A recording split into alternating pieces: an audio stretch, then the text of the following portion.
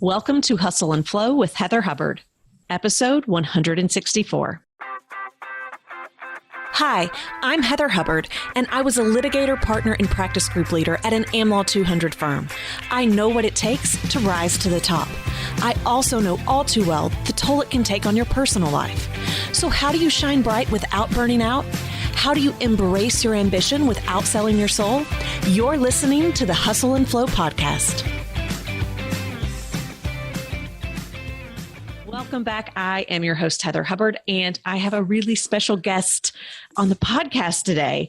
So Ann Hydorn, I met Ann years ago, and then she became a client, and I absolutely have been so impressed with the work and the dedication and how things have transformed for her. And I know you're going to be inspired by her story today.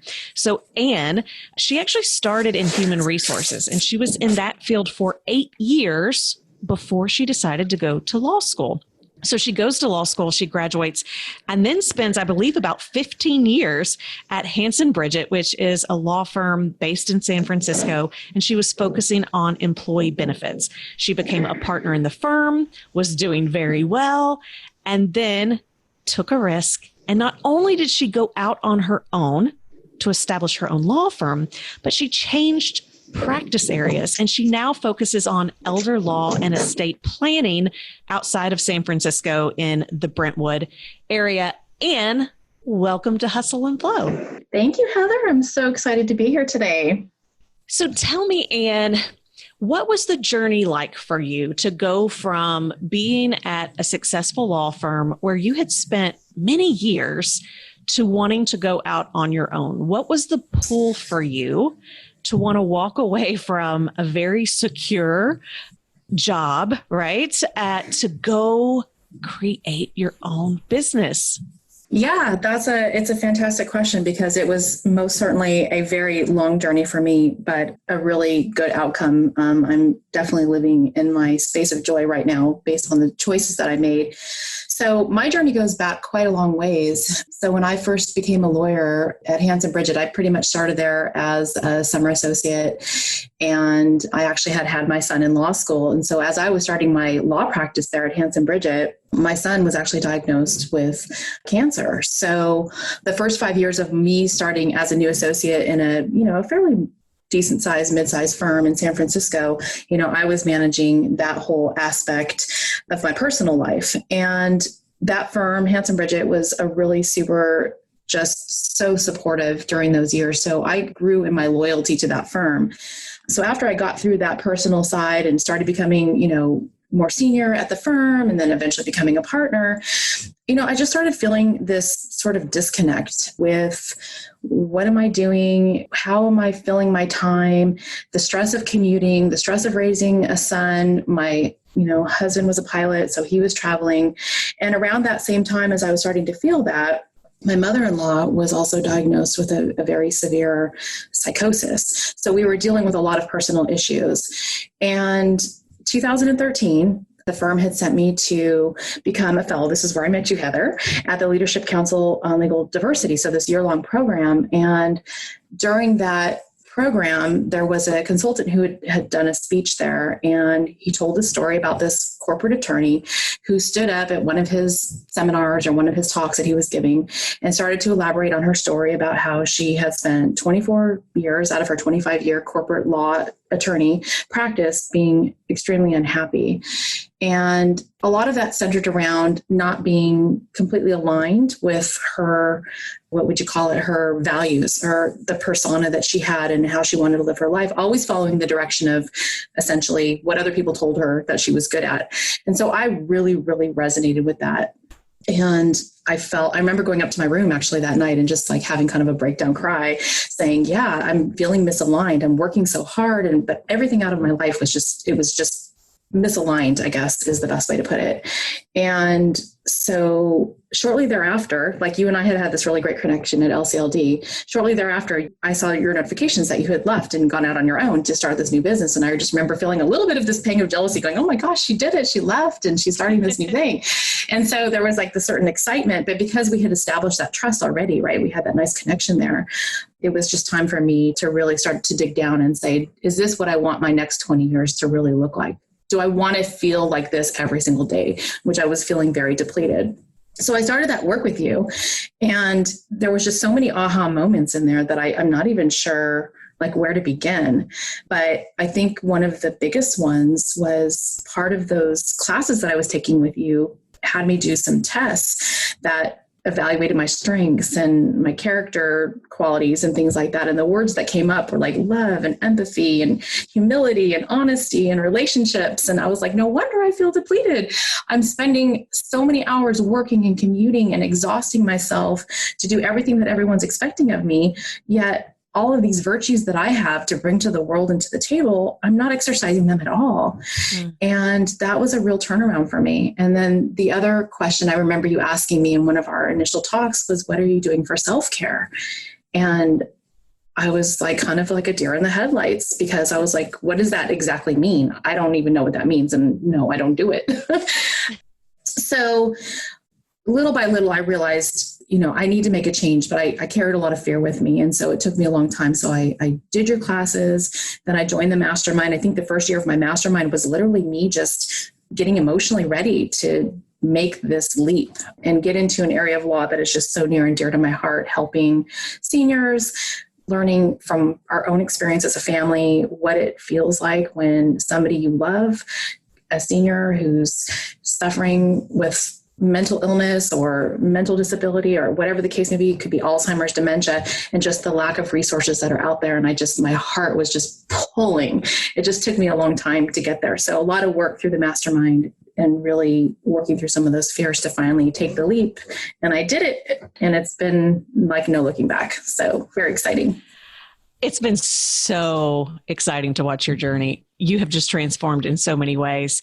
Did you always know that, like, as soon as you had the thought of, okay, things are not aligned and maybe I want to do something a little bit differently, were you immediately drawn to the senior elder care work, or did it take a little bit to connect those dots?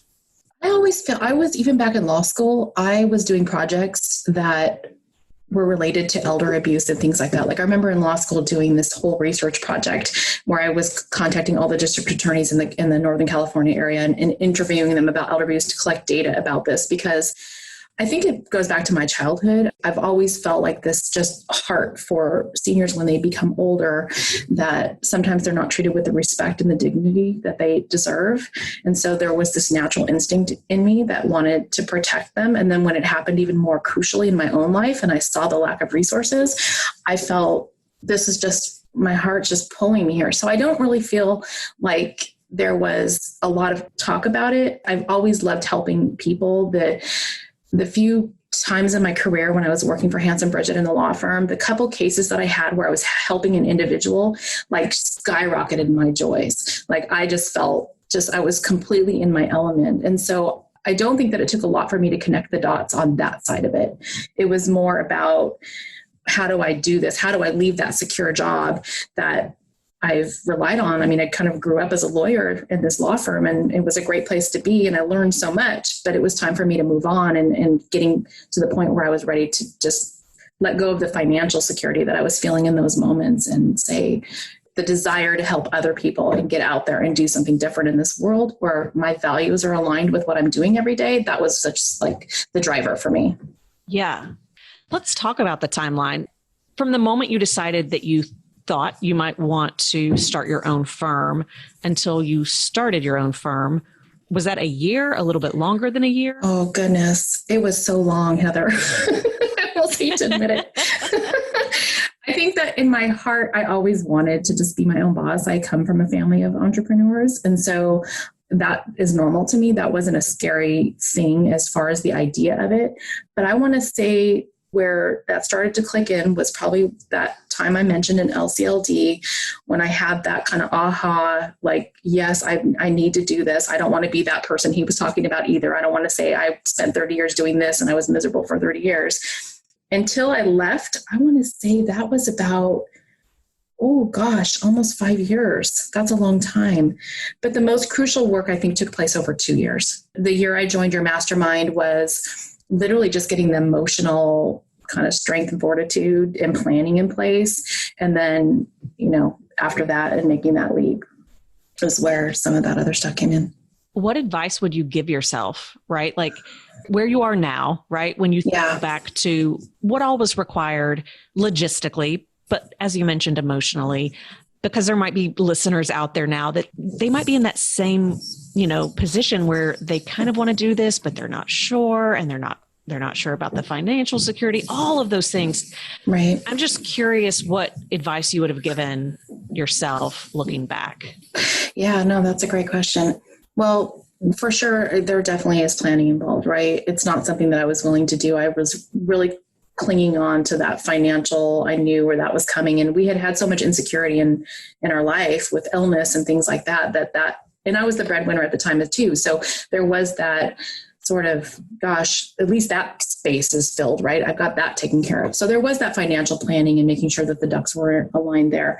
But as far as advice to me was definitely to let go of what other people think, because I carried that around for a long time. There was so much ego tied up in my choice making as to what are others going to think, or fear about failure, or fear about people judging me and doing something outside the box. And I wish that I would have cared less about that. I wish I would have just trusted my gut a little bit more and my own abilities, and not let that delay the time that I took to get here. I mean, in life, things happen, and things happen in their own good time for good reason. But I think that delayed it longer than maybe I should have let it. So I wish that I would have let go of my ego a little bit sooner than I did. And probably created more stress and worry than was necessary as well. Yeah. And I think when you're in it, so when I was in the firm, like, you're so entrenched in your environment at the time that until you're out of it, and I didn't know this at the time, it wasn't until even now, I would say a couple of years looking back, that I can see just how immersed you are in that culture, right? And when you're in it, it's hard to see outside of it. And once you walk away from it and you can look back, you see how unhealthy perhaps certain decision-making is in that moment. But when you're in it, that's the culture you're living in, right? That's the demands that are on you and all the things that you're dealing with on a day-to-day basis. I couldn't agree more. I mean, It really is a detox period. And there comes a point where you think you've got perspective, and you do, but you don't really have perspective until you're out of it. Yeah, I completely agreed. And especially when you've spent that length of time. I was at that firm, from summer associate all the way to being a partner 5 years in. So I was there for a really long time, and it becomes your normal and you don't see outside of it. But what happened is my relationships were suffering. My personal life was suffering. Definitely my health was suffering. I mean, part of which I didn't even mention earlier was part of the changes. I had a health crisis right before I kind of started my classes and started really working on getting out of the firm. And that was a complete wake-up call to say, not only are my personal relationships suffering, but my health started to suffer because I wasn't paying attention. I was so busy billing hours and doing all the things that I stopped going to the doctor and taking care of business. And by the time I had let that go so far, I had very high blood pressure. I ended up in a surgery, and that was all part of it, because during that recovery period, after I had gone through that health situation, I actually had a few weeks of literally, I couldn't do anything. I had to sit on the couch and recover from my surgery. And it was like the first time in years and years and years that I actually had human rest. I was like, oh, this is what it feels like to have like a moment of sanity and not be pummeled with emails and working 80 hours a week. You mentioned loyalty as well. So, you mentioned you'd been at that firm for that long and they had served you very well. Yes. And they were so great to you, when your son had cancer, and he's doing great now, right? Mm-hmm. Yes. A high school senior, great golfer. I know I'm now going off on a tangent here. That's okay. I know how much you love him and you want to give him a shout out.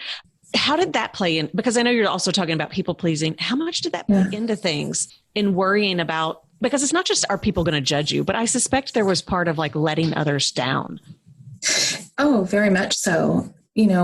So my son, Jonathan, he's doing fine now. He's turning 18 and graduating, even though 2020 is turning out to be this very strange year for him and for all of us. But I was pregnant with him in law school. I had him in my, at the end of my second year of law school, and I had already had a commitment from Hanson Bridget to start my summer associate program there, and then couldn't go to my summer associate program because first I had him, and then I did it after I graduated. And then right at the end of the summer associate program, when I was getting my offer from the firm, my son was diagnosed with this very aggressive form of kidney cancer.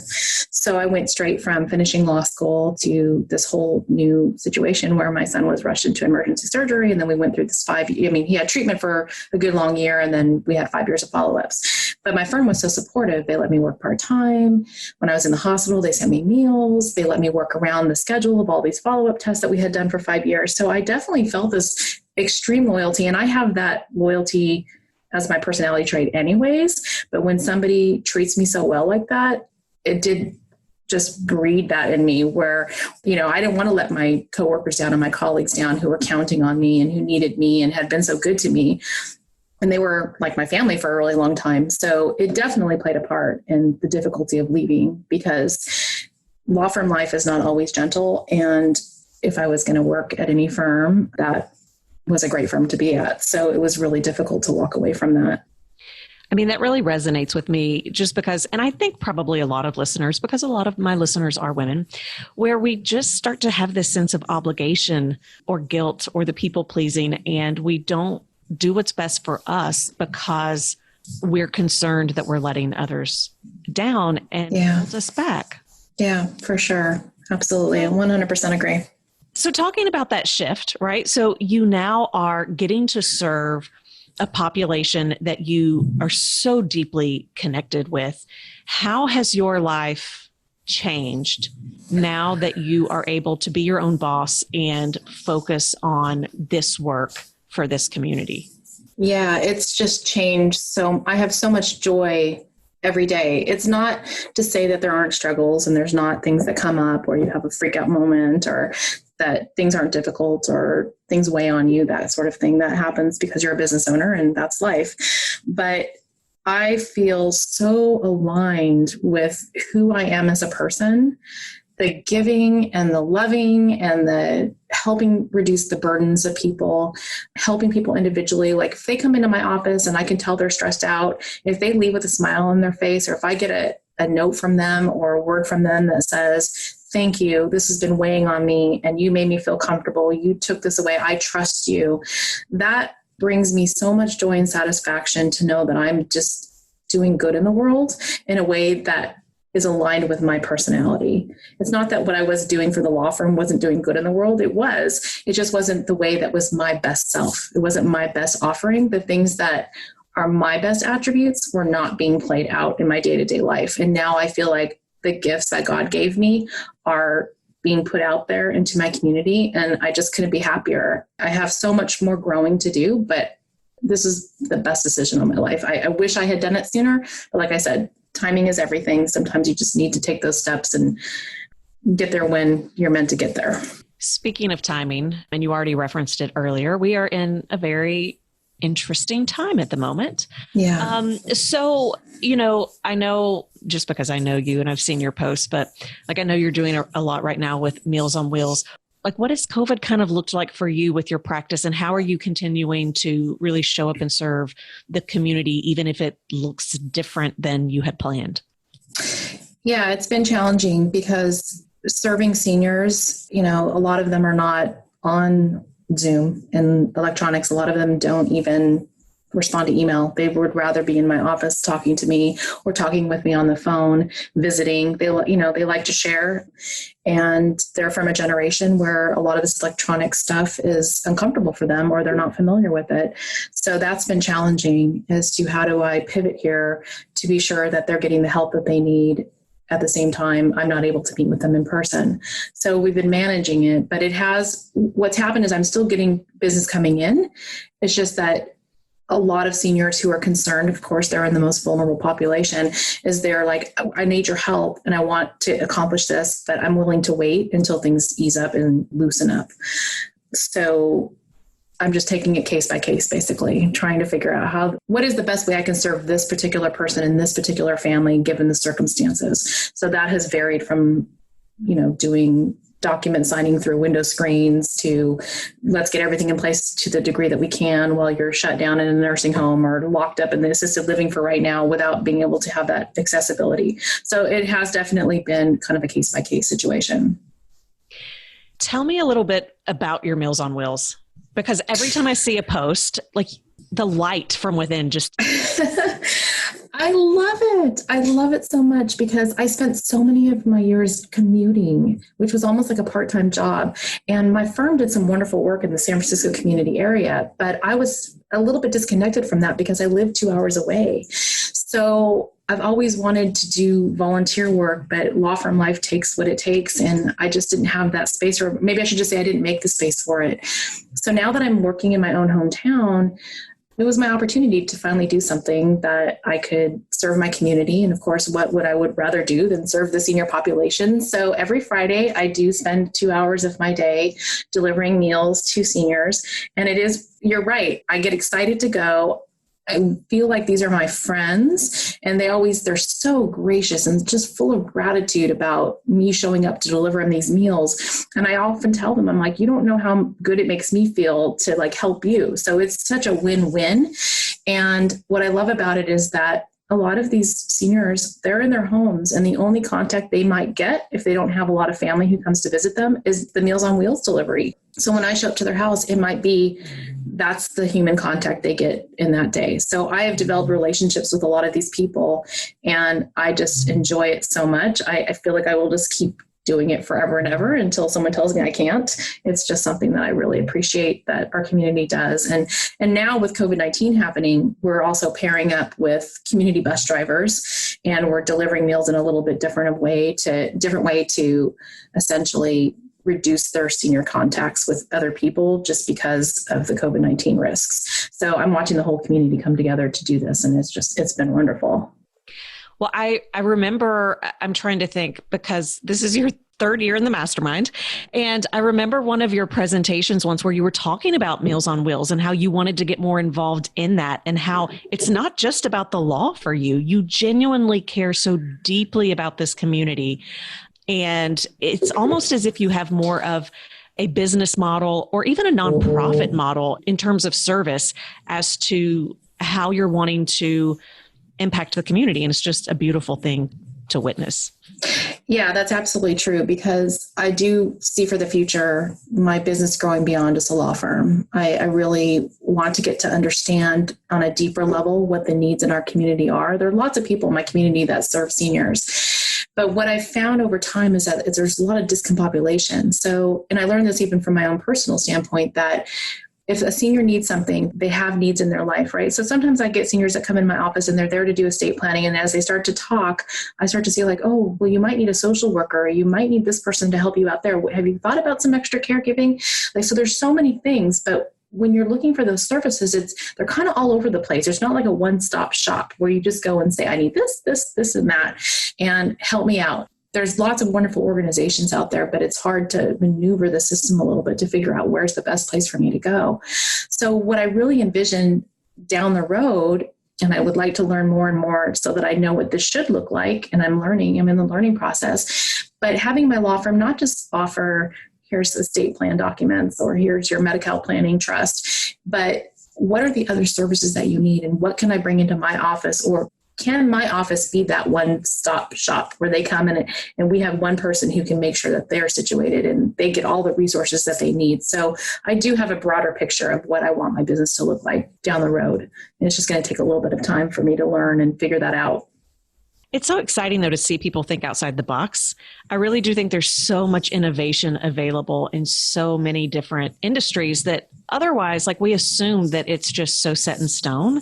But there are so many different creative ways to just create and build exactly what you want in a way that is aligned with your values. And I just think that you are the poster child for doing that. Well, thank you for saying that. I think when we're working for a law firm, there's the law firm model, right? We bill our hours, we do our business development, we check all the boxes, we earn money. There is that model, and it is very specific. And this is something that's not only for me filling my heart, fulfilling the needs of the people out there that I care about so desperately, even in my own family, but it also exercises that creative side. Because I think that when we go to law school, I think one of the most shocking things when I first went to my legal writing class was no, there's no creativity allowed. You just write the law and everything has to have a site. There's no creative thought. I mean, maybe when you get argumentative, right? But for the sake of legal writing, it was very formulaic. And so this creative side got kind of crushed in me and set aside. And this is allowing me to think, like you said, outside the box and to be creative and let that sort of spirit come back out. And so that's been very invigorating for me. Speaking of, so changing practice areas, because some people just are happy to just kind of go with the flow. They don't get too mired down or worried about, because we all have, as a lawyer, as long as you have a license, you can practice. I know that you very much you like to be an expert. You can be a perfectionist. So I'm curious, because I'm guessing there are some people out there who are I've thought about changing practice areas, but I don't even know where to begin. Any thoughts on that or advice? Yeah, that was a real challenge. I think that my drive for what I wanted to do was strong enough to overcome the fear of doing it at all. Because estate planning was something that I was interested in doing even way back when I first went to law school. It was either estate planning or employee benefits. And the firm at the time needed an employee benefits practice attorney. So I went with the employee benefits. But I've always had that inclination of wanting to work with individuals, not companies and organizations. So it doesn't surprise me that I came back to estate planning. I think that was one of those moments where I listened to others versus listened to my inner voice. And I wish I had done that. But that being set aside, changing practice areas after being an expert in one field, and then even though some of the skills are transferable, it definitely is a whole new ball of wax, right? So the advice that I would have, and this is what I did, is I just started putting myself out there, putting myself outside of my comfort zones, joining groups, forming relationships, associating with other attorneys, finding mentors, joining practice, like the document drafting groups that I am involved in the community there, and just associating myself with other people so that when I got stuck or I didn't know something, I had somebody to go ask, because I could no longer just run down the hall and go talk to my partner about a sticky wicket case, right? I had to figure it out for myself. And so there are moments where that is uncomfortable because I do have that perfectionist side and I want to do everything just right. So that would be my biggest advice, is just find the people that will mentor you. And they're out there. There are a lot of kind people who want to help others, who walk that path behind them, that want to help others. And I will just pay it forward to somebody else one day. I won't be able to pay it back, but I can pay it forward. I love that. I see that our time is coming to a close. Yeah. As I mentioned, you have been part of the Mastermind for 3 years, which has been a blessing for me. That's been great. Why do you keep coming back? What has the Mastermind done for you? So the Mastermind has been, I would say, for one, helped me always think outside the box, right? Every year it's just been different, but the women in the Mastermind are so collaborative, so giving, so generous with their advice and time, successful, intelligent, caring women. And I will often sometimes get stuck in a spot, right, where I don't know how to always think outside that box in the best way, or I have different ideas and I'm not really sure where to go. So to have a group of women like that to be able to draw upon and to also support you when you're having a tough time about a particular issue or a particular thing that you're facing. So for me, that collective body it's just been a game changer. And I couldn't even imagine me being where I'm at right now. I feel like I've just up-leveled quicker than I would have ever done, because I can get stuck in my own way sometimes. Without being part of this Mastermind, I'm not even sure I would have ever left Hands of Bridget, to be honest, if I didn't join the Mastermind. That's the truth of it. I spent the first year using it as just an emotional balancing advice kind of group that helped me feel confident to walk out of there. It helped me put the pieces in place. And it was interesting because we had the discussion of, would this year continue to support you? And I feel like even at Maraball in the opening retreat, it was just another game changer, another. It was. Everyone had told me about Maraball, that it was really inspiring, life-changing in some cases. And I went there with such an open mind. I listened to your advice about that. And I had high expectations, but it surpassed my expectations. I spent the first day, maybe it was the second day, I can't remember now, but drilling down in a way, like I knew I carried some stuff around, but I had no idea. And to see it come back up, to realize like what some of my blocks were, but it went so far beyond that because it showed me what the root of that block was. I knew it was there, but I never understood that connection. And once I identified it, it's like, it was a complete game changer for me. It just completely changed my mentality. It allowed me to do some additional work outside of the mastermind group that helped me just propel some things that, wow, like it was kind of an astonishing moment, to be honest. Like, I think I got my return on investment from that trip right there. Well, like I said, it has been such a blessing and an honor to work with you each step of the way and to watch you on this journey. And I cannot wait to see where things go for you and what your center looks like, because I am positive it is coming to fruition one day. And so thank you for, one, just being a part of my life, but two, for coming on and sharing with all of the listeners on Hustle and Flow today. Thank you, Heather. I couldn't have more gratitude for you as well. All right, guys, we will be back next week. For show notes, downloads, and other free resources, and to keep the conversation going, head on over to hustleandflowpodcast.com. See you there.